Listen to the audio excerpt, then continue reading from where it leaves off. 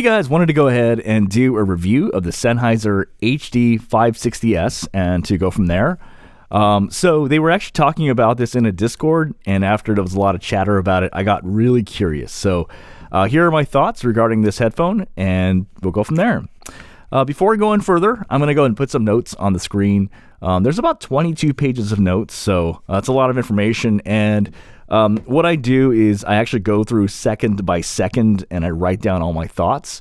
And as the notes go on, it's kind of like lab notes where basically you see my thoughts change in real time. And then finally it kind of comes to a conclusion. So just note that whatever is in the notes is a little bit different from the video because the video, I kind of want to keep it more to the point. Okay. All right. Well, so let me give you my 2 cents regarding the HD560S. So to me, the way it sounds like is, so if this is the Sennheiser HD6XX and this is the Sennheiser HD600, it is literally, it's right in between. In terms of like, it's not as dark as the HD6XX or not as warm as the HD6XX, but it's a little bit warmer than the HD600. So it's kind of like right in between. So if this is viewed as neutral warm and this is viewed as either neutral bright or neutral, this would be right in the middle right here. Compared to, let's say, the MDR MV1, and I'm just going to only compare these to open backs because it's more fair.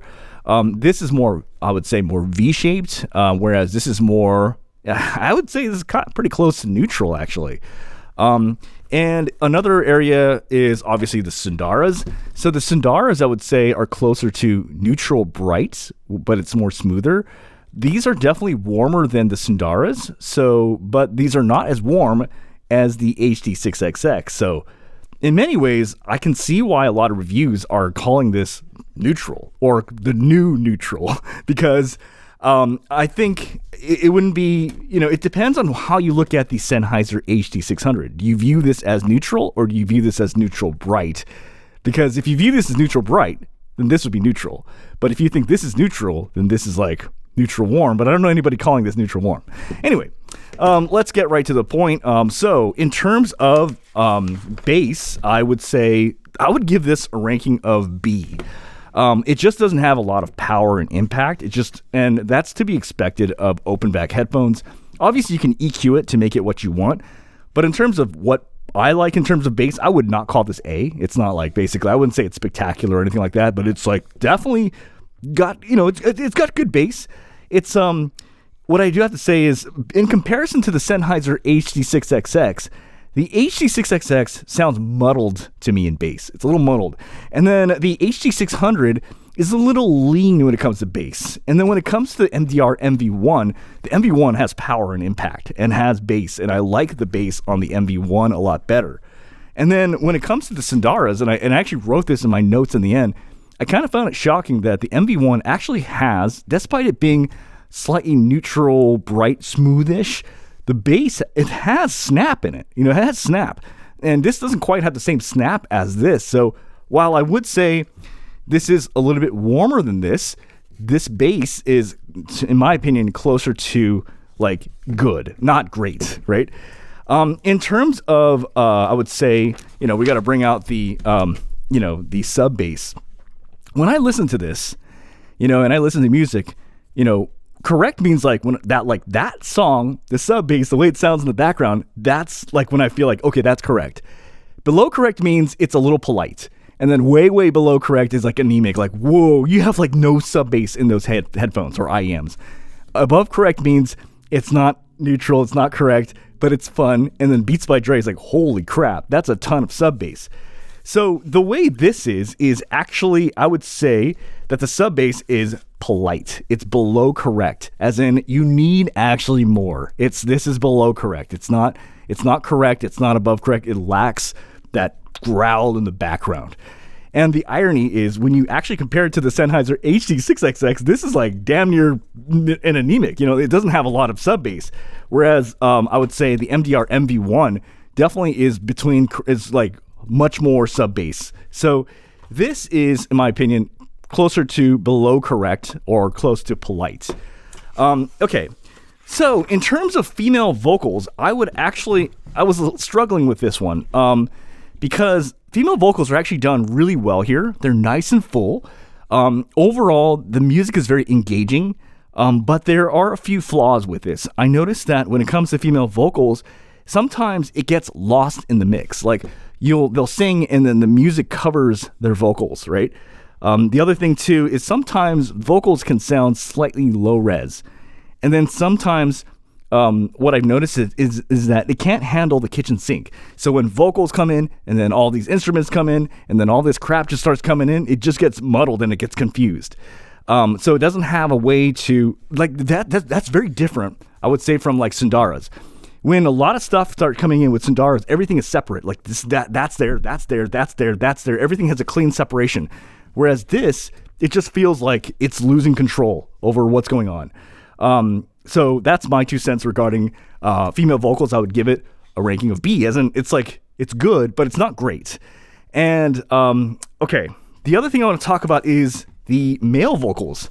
So the male vocals on this are actually they're great. Actually, they're actually like, I was actually listening to it. It's so their vocals are actually, for male vocals, are actually slightly warmer tilted and have a little bit more bass in it. But this I would say it's closer to neutral, but the male vocals are actually more warmer tilted. And I actually confirmed this myself. I wore these headphones and then I was using a neutral microphone to listen back to what it was doing to my voice. And it was actually giving my voice a Shure SM7B-ish quality to my voice. As in, if you know the Shure SM7B, and I'll demonstrate this at the end of the video, it is definitely more warmer, a little bit more low end, a little bit pitched lower. So it definitely adds a little bit of factor to male vocals. Now I need to add a little revision, but I can't really do it because a video is a video. But in my past video, I said the Sundara, I gave a ranking of A for male vocals for Sundara.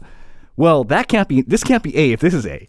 Or, because they're not in the same class. This is better male vocals than Sundara. So I would actually, if I could revise this today, the Sundaras would be like a B. It'd be like good on male vocals, but then this would be an A on male vocals. But on female vocals, this is S. And then on female vocals, this is B. Soundstage on here is average. I didn't think it was that great. I saw some features here and there where they think the Soundstage is whatever. To me, it's like, I've heard a lot better. So to me, the Soundstage is pretty average. Imaging is averaging on here. Sibilance on here, like sibilance scores, are spectacular. I've not seen scores like this ever before. So when I would actually go through and test really harsh instrumental songs, there's like no sibilance whatsoever. When I actually went through a bunch of harsh tracks, this had no sibilance. So overall, it's kind of like, whoa, this has no sibilance at all. Now, what I do want to say, which, because now we're getting to the conclusion of this, I'm trying to think about like who would actually want this or who is this for?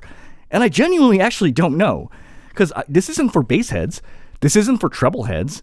And this isn't for, maybe someone who wants something neutral, but then like most folks already want neutral. They already have the HD6XX. And like, if you already have the HD6XX, do you need to get this? Like, I don't think so. And then there's folks that might say, well, this is good for mixing. No, it's not. It kind of is, but it kind of isn't, because you have no read on how sharp or how sibilant the mix is. So you'll literally use these and think your audio is okay, and your audio is really bad, actually. You know what I mean? Because it's not revealing flaws. Like, I would say the Sennheiser HD600s are probably a bit more revealing in telling you problems than this. This is literally everything was muted and dulled out. So, but on the other flip side, I did find this headphone very engaging. This is a very stupid factor, but I want to add this in here. What I do is when I write notes, I write this word, I say toe tappy. That means literally my toe is tapping, okay? I have never seen so many damn toe tapping on my freaking notes throughout the entire notes. That means that this headphone is extremely engaging. So it is very fun to listen to. Like, I just kept the whole time like toe tappy, toe tappy, toe tappy. Like, it's a very engaging headphone. That's my overall 2 cents, and we'll go from there. Hey guys, so I wanted to go over the voice monitoring section and to go from there. So this is a neutral microphone. I'm just using this as a placeholder. So the Rode NT1 is a neutral flatlined microphone, and this is how it sounds when it's neutral. So what happens when I listen with these headphones, and what does it do to my voice? what it actually does is it makes my voice like a Shure SM7B, a little bit warmer and a little bit darker. And I noticed that it did this with Chris's voice as well as Justin's voice. So with male vocals, this headphone will make male vocals sound a little bit warmer and a little bit darker and a little bit fuller. This is how it sounds.